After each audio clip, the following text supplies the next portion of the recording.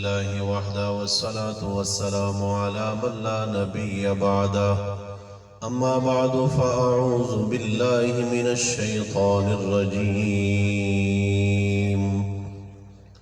بسم الله الرحمن الرحيم اهدنا الصراط المستقيم صراط الذين أنعمت عليهم غير المغضوب عليهم ولا الضالين.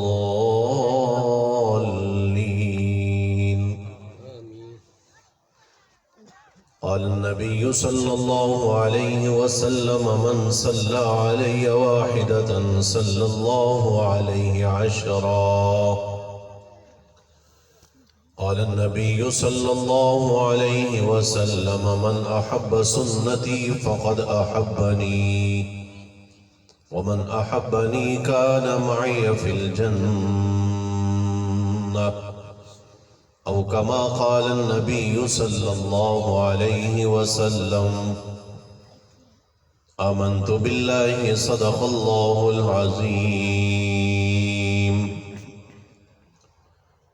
اللهم يا رب صل وسلم دائما أبدا على حبيبك خير الخلق كلهم. هو الحبيب الذي ترجى شفاعته لكل هول من الأهوال مقتحم. اللهم صل على محمد وعلى آل محمد كما صليت على إبراهيم وعلى آل إبراهيم إنك حميد مجيد. اللهم بارك على محمد وعلى آل محمد كما باركت على إبراهيم وعلى آل إبراهيم إنك حميد مجيد. محترم و مکرم علماء کرام اور اس بستی سے اور دیگر بستیوں سے تشریف لانے والے معزز احباب و سامعین،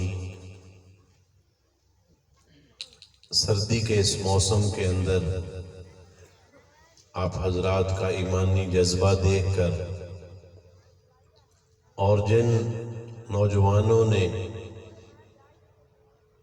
اور معزز محترم طلبہ کرام نے، مزدور ساتھیوں نے یہ دینی پروگرام ترتیب دیا ہے،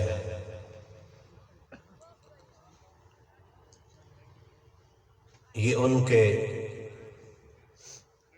استقامت کی دلیل ہے کہ سردی سے مسلمان کا جسم ٹھنڈا ہو سکتا ہے، ایمان ٹھنڈا نہیں ہو سکتا۔ ہمارے اکابرین میں سے غالباً حضرت لاہوری رحمت اللہ تعالی علیہ کے بیٹے تھے، تو ان کو برف کے بلاگ کے اوپر لٹا دیا گیا۔ تو بعد میں کسی نے پوچھا حضرت کیا بنا؟ تو فرمانے لگے کہ وہ میرا جسم ٹھنڈا کر سکتے تھے میرے مخالف اور دین کے مخالف، لیکن میرا ایمان ٹھنڈا نہیں کر سکتے تھے۔ تو یہ گرمی، یہ سردی، یہ بھوک اور پیاس، اس کا جسم پر تو اثر ہو لیکن انسان کے ایمان کے اوپر اثر نہ ہو۔ اس گئے گزرے دور کے اندر جو فجر کے وقت مسلمان اٹھتا ہے، ٹھنڈے پانی سے وضو کر کے کھجور کی چٹائی کے اوپر کھڑا ہو کر جب اللہ کے سامنے تہجد کے سجدے کرتا ہے اور فجر کے سہانے وقت کے اندر اللہ کے سامنے سجدہ ریز ہوتا ہے، تو اللہ تعالیٰ کی رحمت آسمان دنیا پر نزول فرما ہو کر اعلان کرتی ہے حل من مستغفر فاغفر له، کوئی ہے بخشش طلب کرنے والا کہ میں اس کے سارے گناہوں کو معاف کر دوں۔ ہل من مسترزق فارزق له، کوئی ہے مجھ سے رزق حلال کا طلب کرنے والا کہ میں اس کے لیے رزق کے دروازے کھول دوں؟ کوئی ہے مجھ سے اولاد کا طالب کہ میں اس کے دامن اور جھولی کو ہرا کر دوں؟ تو یہ سردی کا موسم ہو یا گرمی کا موسم ہو، جسم ٹھنڈا ہو، انسان کا ایمان ٹھنڈا نہ ہو۔ یہ سردی ہمیں نماز سے نہ روکے، یہ سردی ہمیں تلاوت سے نہ روکے۔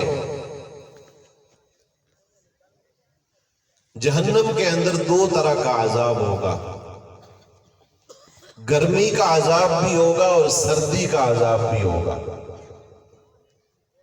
جہنم کے بعض حصوں کے اندر اتنی سردی ہوگی کہ انسان کے جسم کے اوپر جو کھال ہے وہ سردی کی وجہ سے خراب ہو جائے گی، جل جائے گی۔ اور جہنم کے بعض حصوں کے اندر گرمی کی اتنی شدت ہوگی کہ انسان کے جسم سے پیپ بہنا شروع ہو جائے گی۔ تو انشاءاللہ جو مسلمان گرمی کی شدت یا سردی کی شدت کے اندر اپنے مالک کا نام لیتا ہے، شفیع المذنبین خاتم النبیین حضرت محمد رسول اللہ صلی اللہ تعالی علیہ وسلم کا جو نام لیوا ہے، انشاءاللہ اس مبارک مجلس کی برکت سے اللہ تعالیٰ اس کو جہنم کی گرمی سے بھی بچائیں گے اور جہنم کی سردی سے بھی بچائیں گے۔ اور لائق تحسین ہے اس بستی والے جو اس پروگرام کے اندر تشریف لے کر آئے، تلاوت بھی سن رہے ہیں، نعت بھی سن رہے ہیں، اللہ رسول کی باتیں بھی سن رہے ہیں۔ اور یاد رکھیں، قرآن و سنت کے مطابق آپ یہاں اکیلے نہیں بیٹھے، ایسی مجالس کے اندر اللہ تعالیٰ کے فرشتے بھی شریک ہوتے ہیں۔ حدیث پاک میں آتا ہے جب میرا نام لینے کے لیے لوگ جمع ہوتے ہیں تو اللہ تعالیٰ کے فرشتے وہاں آ جاتے ہیں، یا میرے پیغمبر کے اوپر کوئی درود شریف پڑھتا ہے تو فرشتے وہاں سیر و سیاحت کر رہے ہوتے ہیں۔ جیسے ہی کسی مسلمان کی زبان سے درود و سلام کا کلمہ نکلتا ہے، فوراً وہ فرشتے درود شریف کو لے کر حضرت صلی اللہ تعالی علیہ وسلم کے روضہ پاک پر حاضری دیتے ہیں، اور اس درود و سلام کے پڑھنے والے کا اور اس کے باپ کا نام لے کر آپ صلی اللہ تعالی علیہ وسلم پر درود و سلام پیش کیا جاتا ہے۔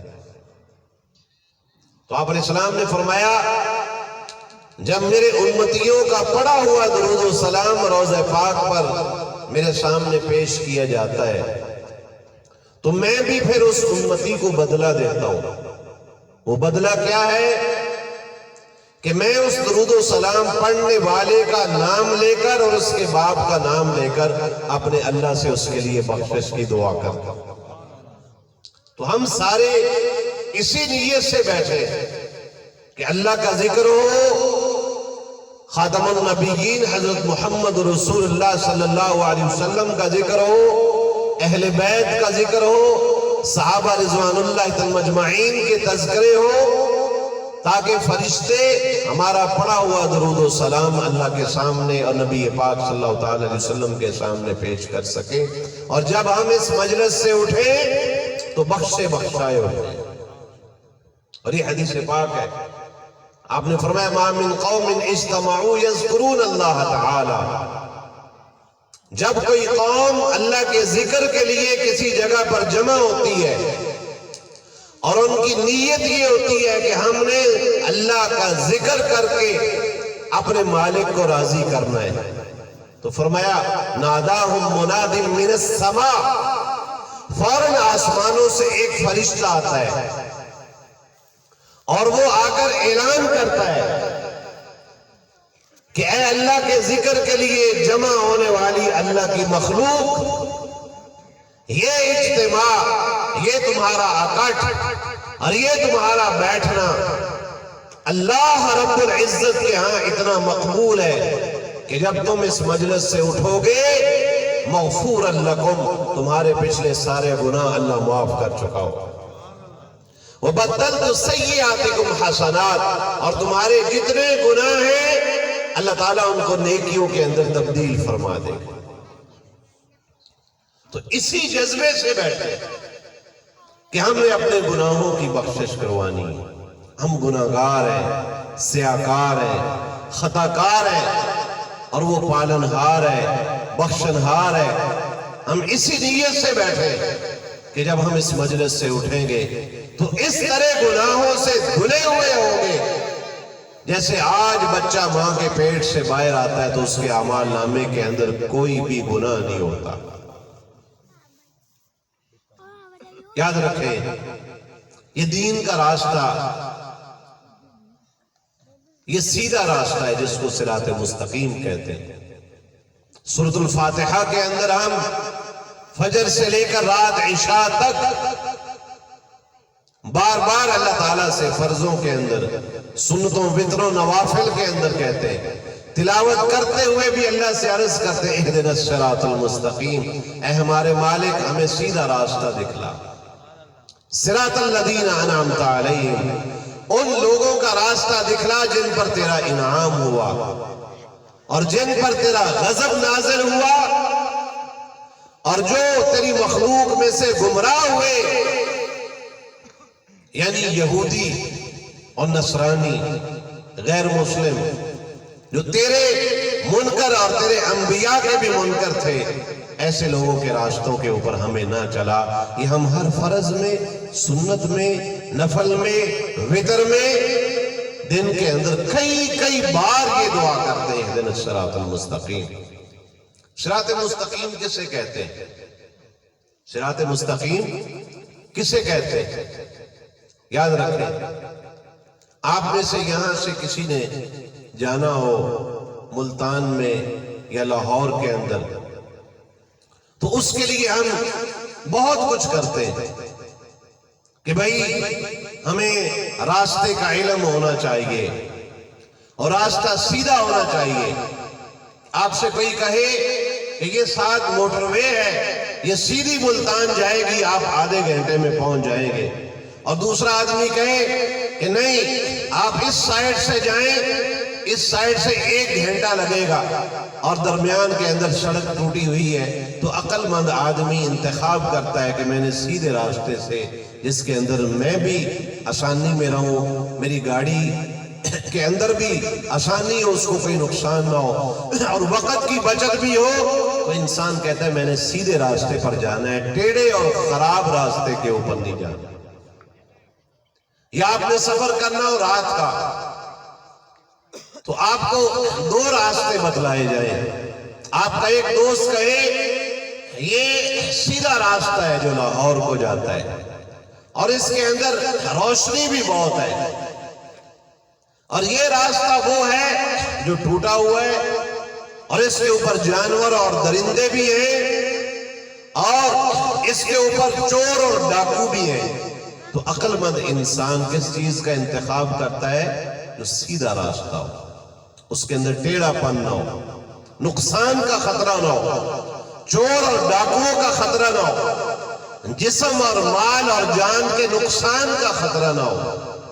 جیسے دنیا میں سفر کرنے کے لیے ہم سیدھا راستہ تلاش کرتے ہیں اور روشن اور منور راستہ تلاش کرتے ہیں، پھر ہم کسی راہبر سے پوچھتے ہیں کہ بھائی میں تو کبھی کراچی گیا نہیں، مجھے کوئی ایسا بندہ میرے ساتھ ملا دو کہ جو پہلے 2-4 دفعہ کراچی کے راستے پر گیا ہو اور وہ مجھے بتلائے کہ کون سا راستہ آسان ہے.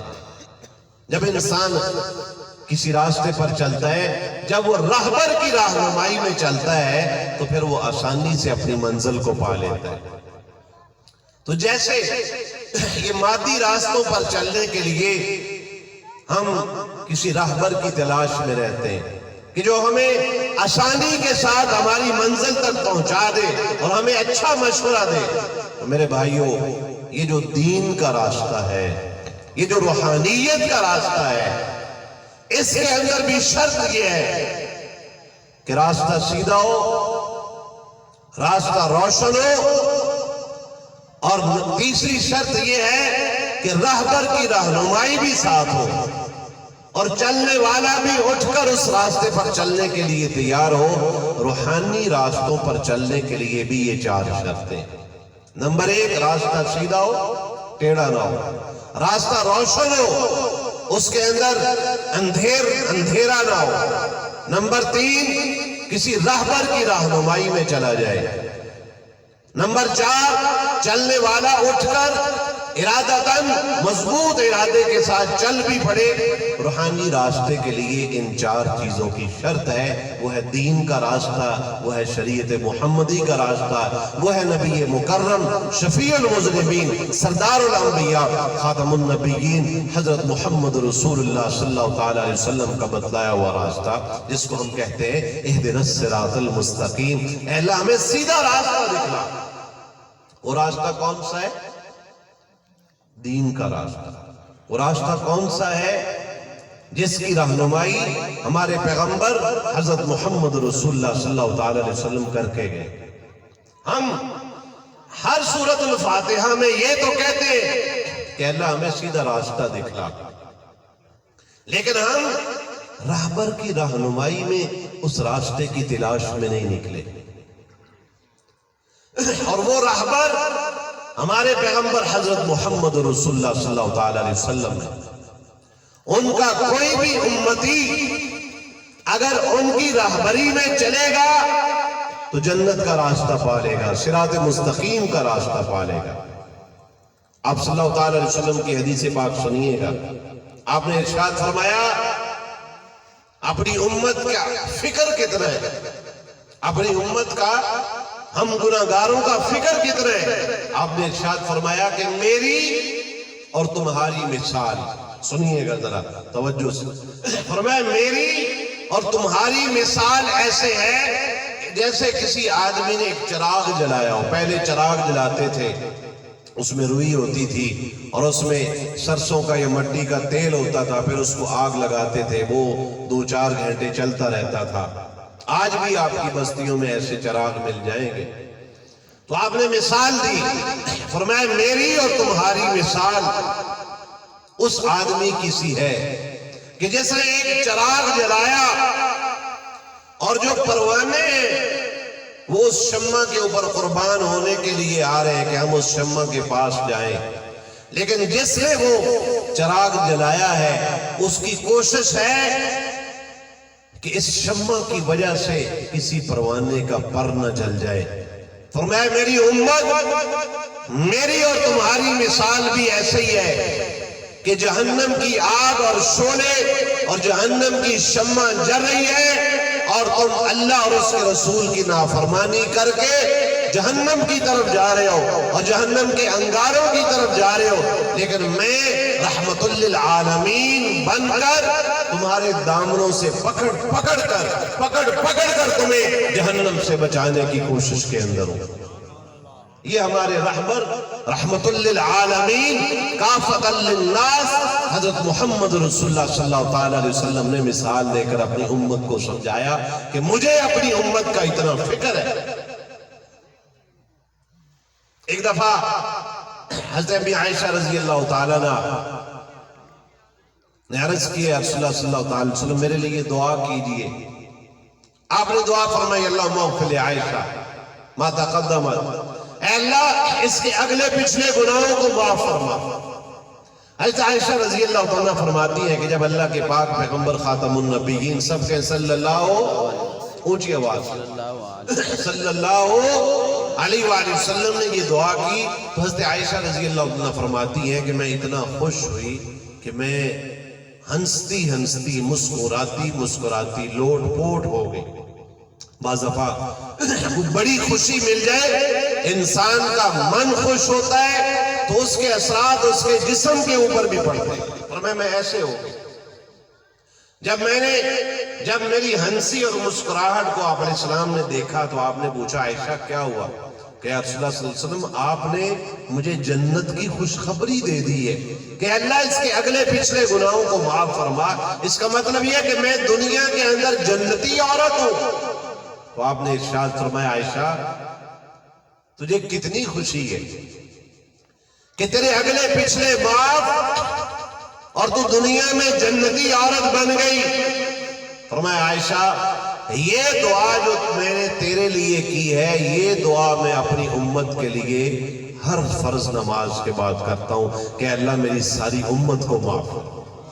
جو اب ہیں ان کو, جو میرے بعد آئیں گے ان کو, جو قیامت تک میرا کلمہ پڑھیں گے سب کو معاف فرما. یہ ہم گناہگاروں کے لیے ہمارے رہبروں رہنما ہادی دو عالم حضرت محمد رسول اللہ صلی اللہ تعالی علیہ وسلم نے مبارک دعا فرمائی ہے. اللہ مغفر لامت محمد, اے اللہ محمد صلی اللہ علیہ وسلم کی امت کو معاف فرما جو میرے زندگی کے اندر ہیں یا قیامت تک آئیں گے. ہم آج یہاں بیٹھے, آج کا ہمارا اکٹھ اجتماع یہ بھی نبی پاک صلی اللہ تعالی علیہ وسلم کی رحمت للعالمین کا ثبوت ہے.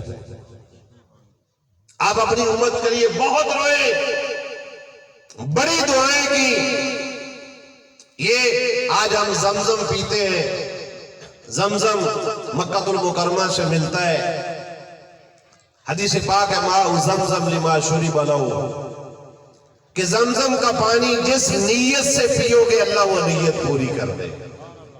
کسی کے اولاد نہ ہو, زمزم کا پانی لے, بسم اللہ پڑھے اور اس کے بعد نیت کرے کہ یا اللہ اس زمزم کے پینے کے بدلے مجھے نیک اولاد عطا فرما, مجھے حلال رزق عطا فرما, میرے بچے بچیوں کے نکاح نہیں ہو رہے, اس زمزم کی برکت سے میرے بچے بچیوں کے حلال جگہ پر رشتے کروا. یہ حدیث پاک ہے ماء زمزم لما شرب لہ, کہ زمزم جس نیت سے پیو گے اللہ تعالیٰ وہ نیت پوری فرما دے. حضرت عمر رضی اللہ تعالیٰ عنہ عجیب شخصیت تھے, انہوں نے یہ حدیث پاک سنی ہوئی تھی کہ آپ علیہ السلام نے فرمایا کہ زمزم جس نیت سے پیو گے اللہ تعالیٰ وہ نیت پوری فرمائیں گے.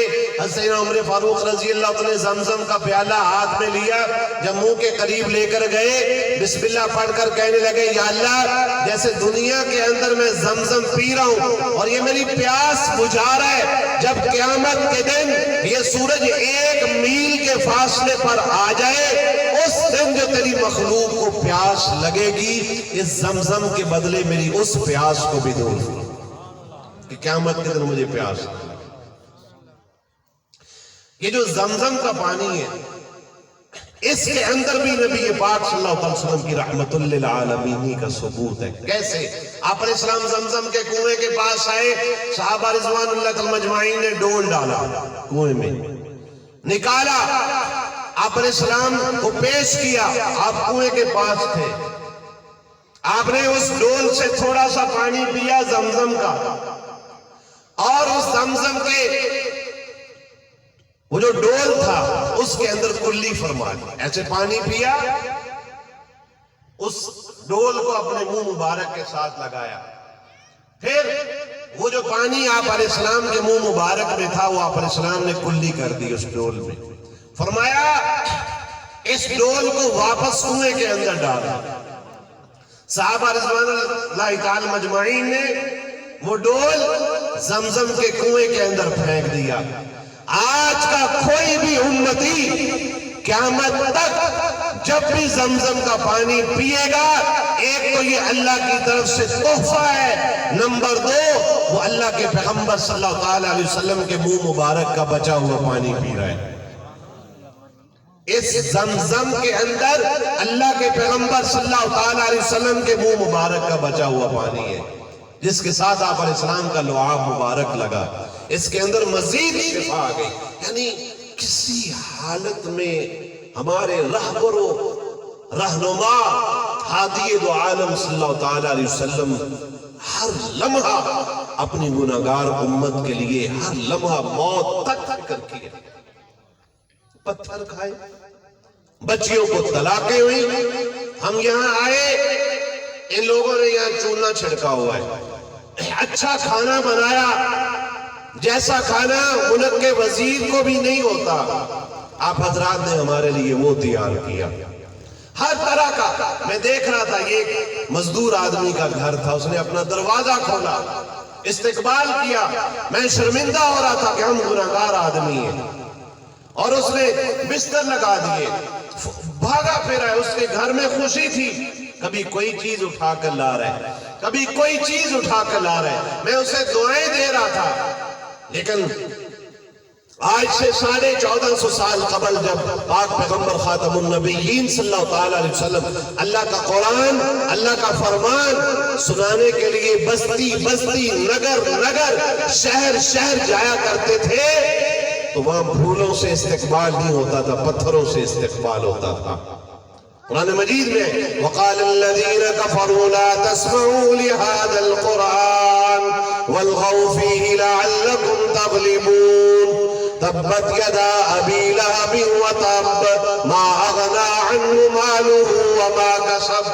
آپ علیہ السلام قرآن سنانے کے لیے مکہ المکرمہ کی بستی میں جاتے تو لوگ وہاں چائے نہیں پیش کرتے تھے، پانی کے پیالے نہیں پیش ہوتے تھے، ایسے پھولوں کے گلدستے نہیں ہوا کرتے تھے۔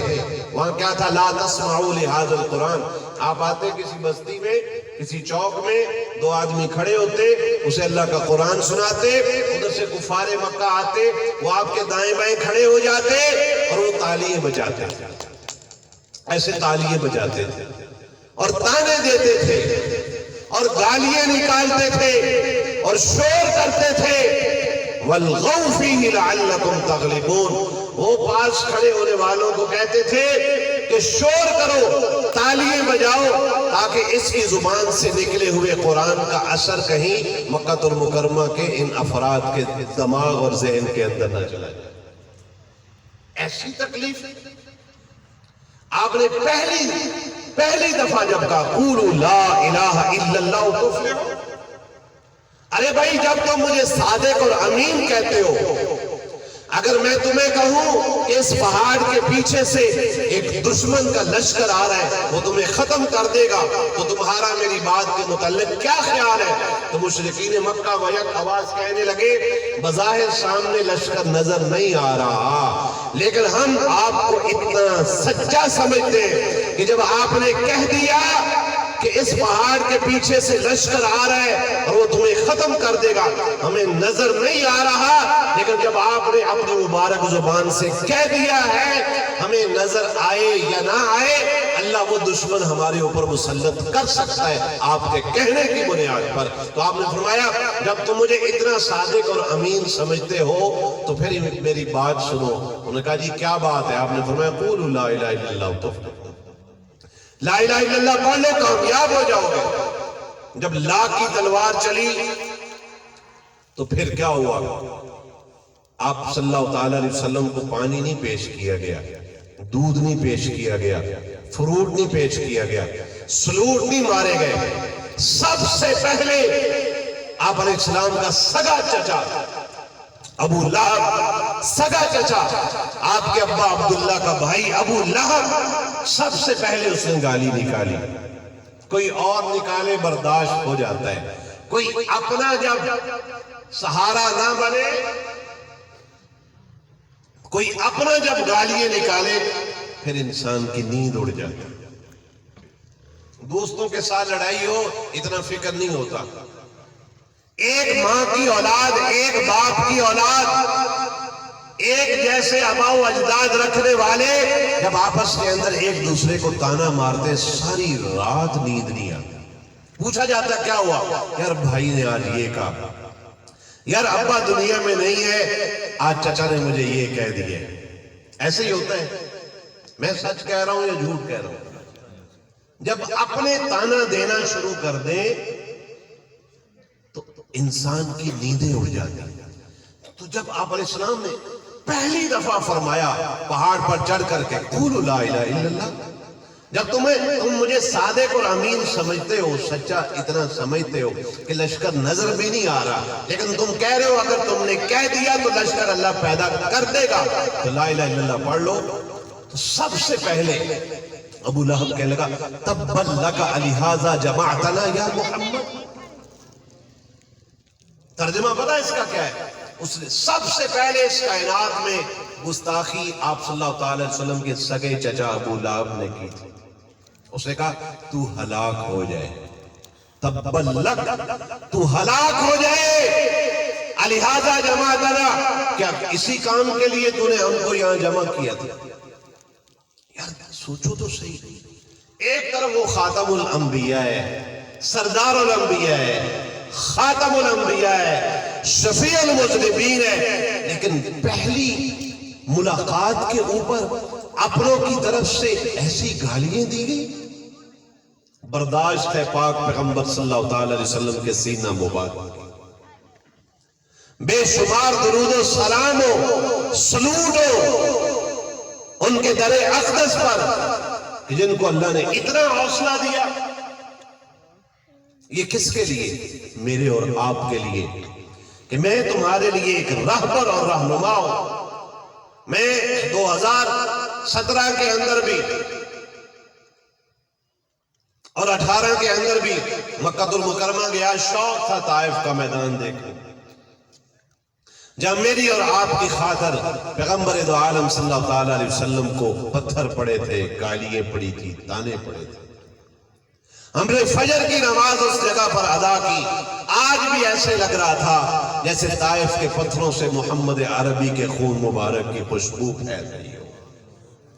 آپ کی ہر چیز خوشبو تھی، آپ کی باتیں نورانی، باتوں سے خوشبو پھیلتی تھی. آپ کے چلنے پھرنے سے کوئی ملنے کے لیے آتا تو وہ گلیوں سے پہچان لیتا تھا کہ پاک پیغمبر علیہ السلام اس گلی سے گزرے. اتنی اللہ تعالیٰ خوشبوئیں مہکا دیا کرتا تھا. آپ کے پسینہ مبارک سے خوشبو آتی. ایک صحابی ہے حضرت عقبہ ان کا نام ہے. ان کی 4 بیویاں تھیں. 4 بیویاں تھیں. ہر بیوی کی کوشش تھی وہ اعلیٰ سے اعلیٰ خوشبو استعمال کرتی تھی کہ عقبہ میری طرف متوجہ ہو، عقبہ میری طرف متوجہ ہو. حضرت عقبہ رضی اللہ عنہ بظاہر کوئی خوشبو نہیں لگاتے تھے، لیکن ہر لمحہ گرمی ہو یا سردی ہو، پسینہ آیا ہو یا سفر حضر میں ہو یا تھکے ہوئے ہو یا مزدوری کریں، ہر حالت میں ان کے جسم مبارک سے خوشبو آیا کرتی تھی. ایک دن بیویوں نے پوچھ لیا کہ ہم آپ کو اپنی طرف متوجہ کرنے کے لیے طرح طرح کی خوشبوئیں لگاتی ہیں، لیکن جو خوشبو آپ سے آتی ہے ہمیں وہ اس دنیا میں نظر نہیں آ رہی، وہ آپ کے جسم سے سونگی جا رہی. تو حضرت عقبہ کہنے لگے تمہیں کہیں سے یہ ملے گی بھی نہیں، تمہیں یہ دنیا کے بازاروں میں خوشبو ملے گی بھی نہیں جو میرے جسم سے آ رہی. عرض کیا آپ نے کہاں سے لی ہے؟ کہاں سے لی ہے؟ کہا ایک دفعہ میرے جسم کے اوپر دانے نکلے تھے، دانے جیسے گرمی کے دانے نکل آتے، تو میں اللہ کے پیغمبر صلی اللہ علیہ وسلم کے پاس گیا. میں نے عرض کیا کہ میرے جسم پر دانے نکلے، درد ہو رہا ہے، تکلیف ہو رہی. آپ نے فرمایا اپنا قمیض اتار. میں نے قمیض اتارا، نیچے سطح ڈھانپا ہوا تھا ناف سے لے کر گھٹنوں تک. میں آپ علیہ السلام کے سامنے قمیض اتارا تو اللہ کے پاک پیغمبر صلی اللہ تعالی علیہ وسلم نے ایسے میرے جسم کے اوپر ہاتھ پھیر دیا، فرمایا میرے دانے بھی ٹھیک ہو گئے. وہ دن گیا، آج کا دن آیا، میرے جسم سے جنت کی خوشبوئیں اللہ نے مہکا دی. یہ پاک پیغمبر صلی اللہ تعالی وسلم کے مبارک ہاتھوں کی برکت سے تھا. آج بھی مدینہ پاک میں چلے جائیں، جس جگہ پر نبی پاک صلی اللہ تعالی علیہ وسلم کا روضہ اقدس ہے، عجیب طرح کی وہاں سے خوشبوئیں آتی. آج سے چند سال قبل مدینہ المنورہ میں مسجد نبوی کے اندر یہ جو ٹھنڈک دیتا ہے، اے سی جسے ہم کہتے ہیں، ایئر کنڈیشن، وہ انہوں نے وہاں لگانے تھے.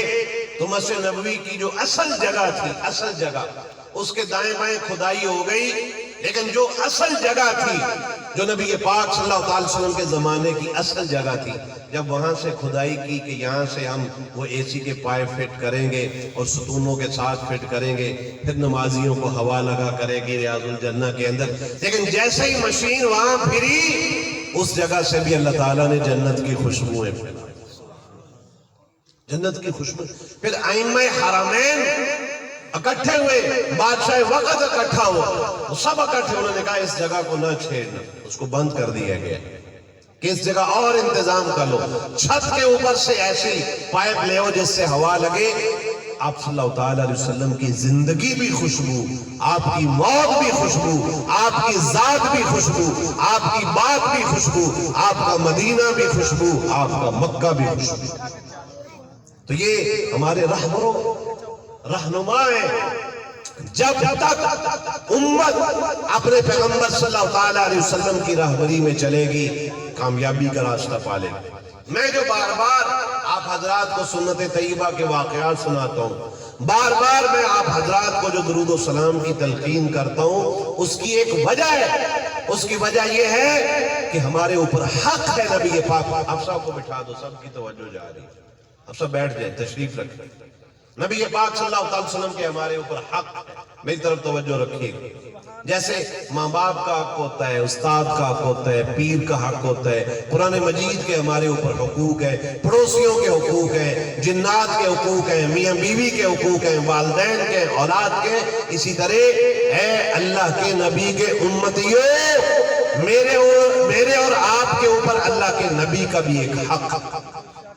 آپ علیہ السلام کے 3 حق ہیں۔ کتنے حق ہیں؟ اللہ کے پیغمبر علیہ السلام کے ہمارے اوپر کتنے حق ہیں؟ پھر کہو کتنے؟ 3۔ پہلا حق عظمت، دوسرا حق محبت، اور تیسرا حق متابعت یعنی تابعداری اور اطاعت۔ یہ پہلا حق عظمت کہ ہر امتی اپنے عقیدے کا حصہ بنا لے کہ اس کائنات کے اندر اللہ رب العزت کی ذات اقدس کے بعد اگر اس کائنات کے اندر سب سے مرتبہ کسی کا بڑا ہے اللہ رب العزت کی ذات کے بعد، تو وہ کس کا ہے؟ کس کا ہے؟ خاتم النبیین حضرت محمد صلی اللہ علیہ وسلم۔ یہ آپ علیہ السلام کا حق ہے کہ آپ کو اللہ کے بعد سب سے عظیم جانا جائے۔ اور دوسرا حق محبت ہے کہ اللہ رب العزت کی ذات اقدس کے بعد اس کائنات کے اندر سب سے محبوب ہستی کون سی ہے؟ بتلائیں۔ اللہ رب العزت کے بعد اس کائنات کے اندر سب سے محبوب ہستی کون سی ہے؟ نبی پاک صلی اللہ علیہ وسلم کی ذات اقدس۔ یہ 2 حق ہو گئے، عظیم بھی جانو اللہ کے بعد، اللہ کے بعد محبوب بھی جانو، اور تیسرا حق متابعت اور اطاعت۔ یہ آپ صلی اللہ علیہ وسلم کا تیسرا حق ہے کہ ان کی اطاعت کے لیے کمر بستہ ہو جاؤ، ہر حالت کے اندر ان کی کامل تابعداری کے لیے تیار ہو جاؤ۔ جب آپ علیہ السلام کی یہ ہمارے اوپر حق ہے تو ہماری ہر لمحہ کوشش ہونی چاہیے کہ ہم نبی پاک صلی اللہ علیہ وسلم کے اوپر درود و سلام پڑھیں، ان کی ایک ایک سنت پر عمل کریں۔ حدیث پاک میں آتا ہے البخیل الذی ذکرت عنده فلم یصلی علی۔ آپ نے فرمایا صحابہ تمہیں پتہ ہے کنجوس کسے کہتے ہیں؟ جی، جو گن گن کر پیسہ رکھے، نہ اپنے اوپر خرچ کرے نہ اللہ کے راستے میں خرچ کرے۔ آپ نے فرمایا البخیل الذی ذکرت عنده فلم یصلی علی۔ فرمایا کنجوس وہ ہے جس کے سامنے میرا نام لیا جائے اور اسے درود و سلام پڑھنے کی توفیق ہی نہ ہو۔ سب کے صلی اللہ۔ ایک حدیث پاک میں آپ نے البخیل کا کہ کنجوس ہے وہ میرا امتی جس کے سامنے میرا نام آئے اور وہ درود و سلام نہ پڑھے۔ وہ کون ہے؟ کون ہے؟ تو آپ کنجوس بنو گے؟ نہیں۔ جب بھی آپ علیہ السلام کا نام نامی اس میں گرامی آئے تو کیا کہنا ہے زبان سے؟ اور دن کے اندر کم سے کم 300 دفعہ، 1000 دفعہ، 3000 دفعہ جو مسلمان پڑھے گا۔ حدیث پاک میں آتا ہے ان اول الناس بی یوم القیامت اکثرهم علی صلاۃ۔ فرمایا قیامت کے دن میرے قریب میرے امتیوں میں سے وہ ہوگا جو میرے اوپر کثرت سے درود و سلام پڑھا ہوگا۔ اور علماء نے لکھا ہے جو 300 دفعہ پڑھے گا وہ بھی قیامت کے دن نبی پاک علیہ السلام کے ساتھ بیٹھا ہوگا، آپ کے ساتھ جنت میں داخل ہوگا۔ اور دوسرا فرمایا جو مسلمان ایک دن کے اندر 1000 دفعہ درود شریف پڑھے گا وہ بھی قیامت کے دن نبی پاک صلی اللہ علیہ وسلم کا ساتھ پا جائے گا، آپ کی صحبت میں جنت میں داخل ہوگا۔ اور تیسرا فرمایا جو مسلمان ایک دن میں 3000 دفعہ درود شریف پڑھے گا وہ بھی قیامت کے دن نبی پاک صلی اللہ علیہ وسلم کے ساتھ مل کر جنت میں داخل ہوگا۔ تو ایک حدیث پاک میں آپ نے فرمایا البخیل کنجوس۔ کنجوس کون؟ جو اللہ کے پیغمبر پر درود و سلام نہ پڑھے وہ کون ہے؟ کنجوس۔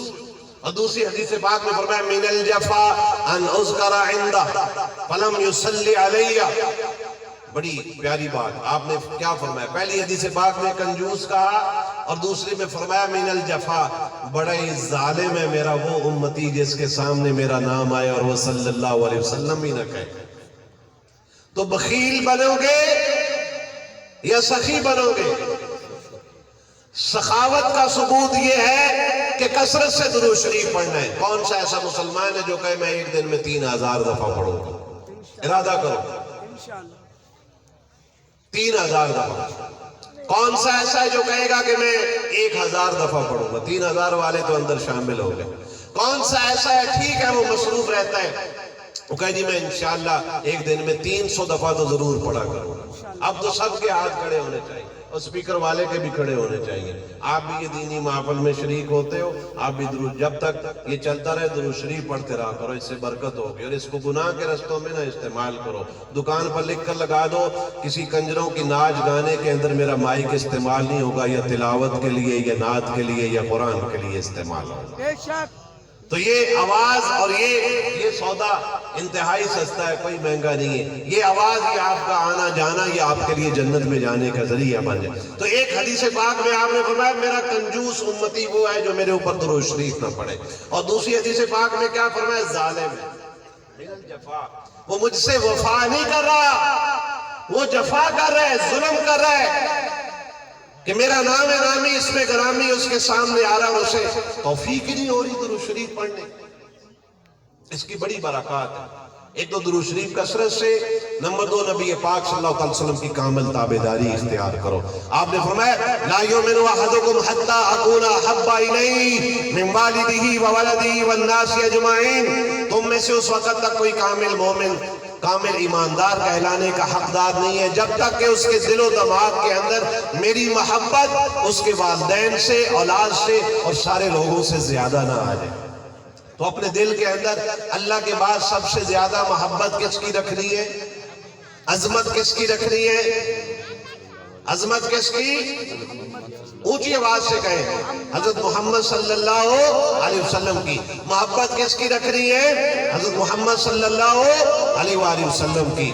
اور تابعداری کس کی کرنی ہے؟ پاک پیغمبر صلی اللہ علیہ وسلم کی. ہر کام کے اندر، کھانے پینے کے اندر. میں اپنے حضرت کے متعلق ان کے بیٹے بتلا رہے تھے کہ ہمارے ابا جان حضرت ہزاروی رحمت اللہ تعالی علیہ جب چائے پیتے تھے تو چائے کی پیالی کو بھی ہاتھ سے صاف کر دیا کرتے تھے کہ نیچے بعض دفعہ 1-2 قطرے بچ جاتے تو ہمارے مسلمان ایسے ہی رکھ دیتے. تو حضرت اس کو بھی پی جایا کرتے تھے کہ یہ اللہ کا رزق ہے، یہ کہیں ضائع نہ ہو.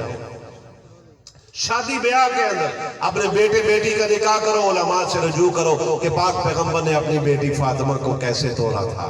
پاک پیغمبر صلی اللہ علیہ وسلم نے اپنی بیٹی سیدہ فاطمہ الزہرا رضی اللہ تعالی عنہا جو جنتی عورتوں کی سردار اور نواسہ رسول اور شہزادہ رسول حضرت سیدنا حسین بن علی رضی اللہ تعالیٰ اور حضرت حسن بن علی رضی اللہ تعالیٰ کی جو والدہ گرامی تھی، علماء سے پوچھ کر نکاح کرو کہ اللہ کے پاک پیغمبر صلی اللہ علیہ وسلم نے اپنی بیٹی فاطمہ کا نکاح علی حیدر کرار رضی اللہ تعالیٰ سے کہاں کیا تھا؟ مسجد میں کیا تھا، چوک چراہوں میں کیا تھا؟ کیا ان کا حق مہر تھا؟ کیا ان کا ولیمہ تھا؟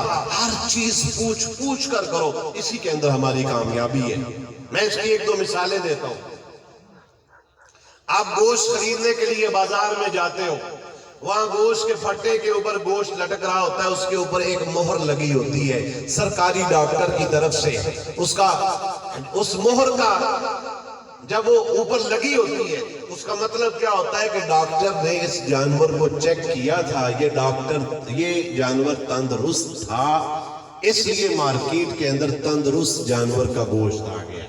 اس مہر کے لگنے کی یہی وجہ ہوتی ہے نا کہ بھائی ہم یہ گوشت خریدیں گے کیونکہ اس کے اوپر سرکاری مہر لگی ہوئی ہے.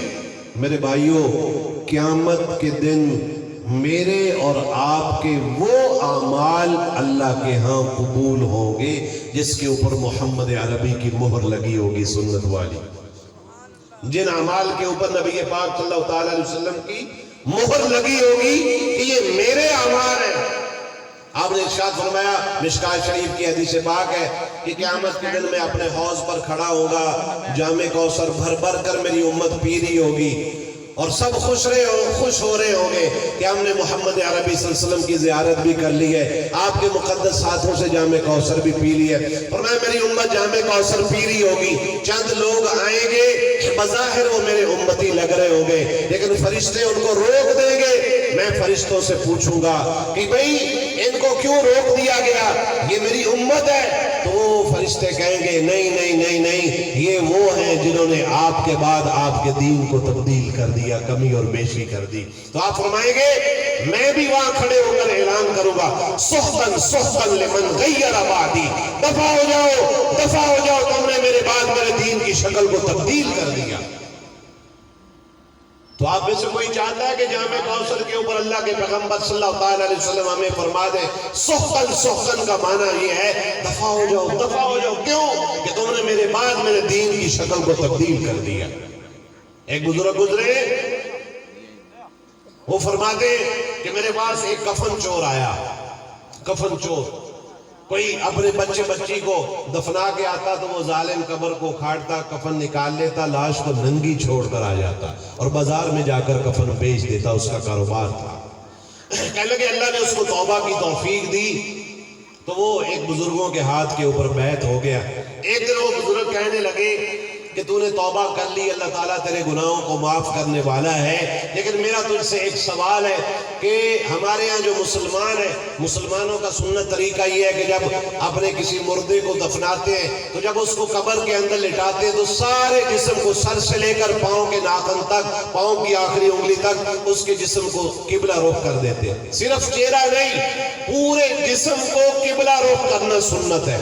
میت کو جب قبر میں ڈالو تو پوری میت سر سے لے کر پاؤں تک اس کا جو جسم ہے وہ قبلہ رخ کر دو، یہ نبی پاک صلی اللہ علیہ وسلم کی سنت ہے میت کو قبر میں لٹانے کی۔ تو انہوں نے پوچھا تو نے اپنی زندگی کے اندر کئی 100 آدمیوں کے کفن اتارے، مردوں کے، عورتوں کے، بچوں کے، تو ہمارے علاقے کے اندر وہ بزرگ فرمانے لگے ہمارے علاقے کے کئی مردے ہیں جو میں نے اپنے ہاتھوں سے دفنائے ہیں اور میں نے خود ان کا چہرہ قبلے رخ کیا ہے اور جسم بھی۔ تو وہ رو پڑا، کہنے لگا جی اگر میں نے اپنی زندگی کے اندر 100 قبریں اکھاڑی ہیں اور 100 مردوں کے کفن اتارے ہیں تو ان میں سے 99 مردے ایسے تھے جن کا چہرہ قبلے سے پھرا ہوا تھا، الٹے ہوئے تھے، یعنی یہ جہنمی ہونے کی علامت ہے۔ وہ بزرگ بڑے پریشان ہوئے، انہوں نے علامہ اوزاعی رحمت اللہ تعالیٰ کے پاس بھیجا کہ حضرت یہ کفن چور یہ کہہ رہا ہے میں نے تو اپنے ہاتھوں سے مردے دفنائے ہیں اور ان کا چہرہ اور جسم قبلہ رخ کیا ہے، لیکن یہ کہہ رہا ہے کہ مولانا اگر میں نے 100 قبریں اکھاڑی ہیں تو ان میں سے 99 مردے ایسے تھے کہ جن کا چہرہ قبلے سے پھرا ہوا تھا۔ تو علامہ اوزاعی رو پڑے اور 3 دفعہ کہا انا للہ و انا الیہ راجعون۔ آپ بھی پڑھ لیں انا للہ 3 دفعہ پڑھ لیں، انا للہ 3 دفعہ پڑھ لیں۔ علامہ اوزاعی نے 3 دفعہ انا للہ پڑھی، روئے اور رو کر کہنے لگے وہ مسلمان مردے جن کے چہرے قبلے سے پھیر دیے گئے، یہ وہ مسلمان ہیں جنہوں نے پاک پیغمبر صلی اللہ علیہ وسلم کی سنتوں کا مذاق اڑایا۔ اگر کوئی داڑھی رکھتا تھا یہ اس کو مذاق کرتے تھے، اگر کوئی شلوار ٹخنوں سے اوپر رکھتا اسے مذاق کرتے تھے، اگر کوئی اپنے بیٹے بیٹی کا نکاح مسجد میں کرتا تھا اسے مذاق کرتے تھے، اگر کوئی نماز پڑھنا شروع کر دیتا تھا اسے مذاق کرتے تھے، اگر کوئی اپنے بچے کو قرآن پڑھانا شروع کر دیتا تھا اسے مذاق کرتے تھے، اگر کوئی بھی نیک کام کرتا تھا یا اللہ کے پاک پیغمبر صلی اللہ علیہ وسلم کی سنت پر عمل کرنا شروع کرتا تھا، یہ مسلمان مردے وہ ہیں جنہوں نے پاک پیغمبر صلی اللہ علیہ وسلم کی سنتوں کو مذاق اڑایا۔ اللہ نے ان کے چہرے قبلے سے پھیر دیے کہ تم اس قابل نہیں ہو کہ تم مرنے کے بعد بھی میرے قبلے کا رخ کر سکو، جہنمی بن گئے۔ سنت کا مذاق اڑانا، اس سے اللہ کو بھی غصہ آتا ہے، اللہ کی بھی ناراضگی شامل ہوتی ہے۔ کسی سنت کے متعلق کبھی ہلکا ذہن نہ رکھیں، کبھی ہلکا ذہن نہ رکھیں۔ حضرت حذیفہ بن یمان رضی اللہ تعالیٰ ایک عیسائی بادشاہ کے ساتھ مذاکرات تھے، سنو میں آخری باتیں کر رہا ہوں، خلاصہ پیش کر رہا ہوں۔ ایسے دسترخوان لگ گیا، بادشاہ تخت پر بیٹھا ہے، حضرت حذیفہ بن یمان نبی پاک صلی اللہ علیہ وسلم کے رازدان صحابی ہیں، یہ بھی دسترخوان بیٹھ گئے، مسلمان بھی بیٹھے ہیں، عیسائی بھی بیٹھے۔ حضرت حذیفہ بن یمان رضی اللہ عنہ نے ایسے لقمہ توڑا، میں ان طرف دیکھو دائیں بائیں نہ دیکھنا، خدا کے لیے میں آپ کے سامنے ہاتھ جوڑتا ہوں، ایسے روٹی کا لقمہ توڑا، وہ روٹی کا لقمہ نیچے گر گیا۔ سنت طریقہ پڑا سنا ہوا تھا کہ پاک پیغمبر نے فرمایا اگر اللہ کا رزق نیچے گر جائے اٹھا لو، صاف کر کے کھا لو، اس کو ضائع نہ کرو، اور اگر اس کے اندر مٹی زیادہ لگ گئی ہے اس کو پاؤں کے نیچے رون دو نہ، اٹھاؤ چھت کے اوپر رکھ دو، کوئی جانور پرندہ کھا لے گا۔ تو حضرت حذیفہ بن یمان رضی اللہ تعالیٰ عیسائی بادشاہ کا دربار ہے، ایسے لقمہ توڑا نیچے گرا، فوراً اٹھایا، اٹھا کر صاف کر کے منہ میں ڈال کر چبا لیا۔ ساتھ میں ایک خادم کھڑا تھا، اس نے ایسے کوہنی ماری، کوہنی مار کر کہنے لگا حذیفہ بادشاہ کا دربار ہے، عیسائی بادشاہ ہے، اور تو بچوں والی حرکتیں کر رہا ہے کہ نیچے سے روٹی اٹھا کر کھا رہا ہے۔ حضرت حذیفہ بن یمان رضی اللہ عنہ کو غصہ آ گیا۔ جہاں سنت ٹوٹتی تھی صحابہ کو غصہ آتا تھا، جہاں سنت کا مذاق اڑایا جاتا تھا صحابہ کو غصہ آتا تھا۔ ہمیں تو وہ غصہ آنا ہی چھوٹ گیا، ہم سنتوں کو توڑ کر مسکرا رہے ہوتے ہیں، ہم سنتوں کی بے ادبی، بے احترامی، بے توقیری کر کے لوگوں کو بتلا رہے ہوتے ہیں کہ آج میں نے داڑھی کٹوائی، میں کتنا خوبصورت لگ رہا ہوں۔ اگر داڑھی کٹوا کر کوئی خوبصورت لگنا شروع ہو جائے، یہ خوبصورتی نہیں ہے، یہ تو محمد عربی صلی اللہ علیہ وسلم کی سنت کا مذاق ہے۔ اگر داڑھی کی وجہ سے چہرہ بدنما لگتا، یہ داڑھی اگر کسی نے رکھی ہو، وہ رنگ کا گورا ہے، کالا ہے، عربی ہے، عجمی ہے، ریڑی چلاتا ہے یا لینڈ کروزر کے اوپر پھر رہا ہے، لیکن سنت کس کی ہے؟ پاک پیغمبر صلی اللہ علیہ وسلم کی۔ اگر کسی مسلمان کا چہرہ داڑھی رکھ کر برا لگ رہا ہے اس کو یا اس کے دوستوں کو، تو وہ اپنے ایمان کو دوبارہ تجدید کرے، کلمہ پڑھے، اگر وہ اس سنت کا مذاق اڑا رہے۔ کیوں؟ اگر داڑھی سے چہرہ بدنما لگتا، سنو، اگر داڑھی سے چہرہ بدنما لگتا تو پھر داڑھی میری سرکار کی سنت نہ ہوتی۔ اگر داڑھی سے چہرہ برا لگتا تو اللہ یہ سنت اپنے پیغمبر کو نہیں دیتا، جس نے ہر چیز چن چن کر دی ہے، اس نے پاک پیغمبر صلی اللہ علیہ وسلم کو داڑھی کے بال بھی چن چن کر دیے۔ اس لیے کسی سنت کا مذاق نہ اڑائیں۔ حضرت حذیفہ بن یمان رضی اللہ عنہ جب ساتھ والے خادم نے کہا حضرت آپ بچوں والے کام کریں اور نیچے سے لقمے اٹھا کر کھا رہے، حضرت نے کیا فرمایا؟ فرمایا سنیے گا، فرمایا اترک سنت حبیبی لہؤلاء حمقاء، میری طرف توجہ رکھیے گا۔ حضرت حذیفہ رضی اللہ عنہ کیا فرمانے لگے؟ اترک سنت حبیبی لہؤلاء حمقاء، سنیے گا کیا فرمایا؟ فرمایا ایسے انگلی کی، اور ذہن میں یہی تھا کہ اس خادم نے، اس آدمی نے یہی سمجھا ہے کہ نیچے سے لقمہ اٹھایا ہے، عیسائی بادشاہ ناراض ہوگا۔ ہم بھی جب اپنے گھر میں، اپنے مدرسے میں ہوتے ہیں، سنتوں پر عمل کرتے ہیں، جب کسی شادی کے اوپر، بیاہ کے اوپر چلے جائیں، وہاں ہم سنتوں پر اس لیے عمل نہیں کرتے یہ کہیں کہ صوفی ہے، ملا ہے، نہیں نہیں نہیں، وہاں بھی محمدی بننے کا ثبوت ہو۔ جب خادم نے کہا حضرت آپ نیچے سے لقمہ اٹھا کر کھا رہے، سنت کا مذاق اڑا، صحابی کے چہرے کا رنگ بدلا۔ یہ بھی ایمان کی علامت ہے، جہاں سنتیں ٹوٹے وہاں عالم دین کے چہرے کا رنگ بدلنا چاہیے، اس کی راتوں کی نیند اڑ جانی چاہیے کہ اللہ کے پیغمبر اس حالت میں اپنی امت کو چھوڑ کر نہیں گئے تھے، انہوں نے رو رو کر اپنی امت کے لیے دعائیں کی تھی۔ تو حضرت حذیفہ رضی اللہ عنہ کہنے لگے اترک سنت حبیبی لہؤلاء الحمقاء، فرمانے لگے ان احمقوں، ان بیوقوفوں کی وجہ سے میں اپنے پیغمبر کی سنت کو چھوڑ دوں؟ یہ نہیں ہو سکتا. ہر حالت میں پاک پیغمبر صلی اللہ تعالی علیہ وسلم کی سنتوں پر عمل کرے. کون سے ایسے جوان ہیں جو آج سے ارادہ کریں کہ ہم جب ہمارے والدین ہمارا نہیں، بعض دفعہ والدین اولاد کی بے حیائیوں بے غیرتیوں کی وجہ سے مجبور ہو جاتے ہیں گناہ پر. ہونا نہیں چاہیے، لیکن اولاد نافرمانی میں مبتلا کر دیتی ہے کہ ابا جان اگر میرے نکاح کے اوپر ناچ گانا نہ ہوا تو میں آپ سے راضی نہیں. کون سے ایسے جوان ہیں اس بستی کے جو کہیں کہ جب بھی ہمارا نکاح ہوگا یا ہماری بہنوں بیٹیوں کا ہم مسجد میں نکاح کریں گے؟ کون سے ایسے؟ الحمدللہ مسجد میں نکاح کرو. صحابہ رضوان اللہ مجمعین کے مسجدوں کے اندر نکاح ہوئے. کون سے ایسے جوان ہیں جو چاہتے ہیں کہ قیامت کے دن پاک پیغمبر صلی اللہ تعالی علیہ وسلم کا حوض کوثر پر دیدار ہو جائے؟ ہاتھ کھڑے کرو.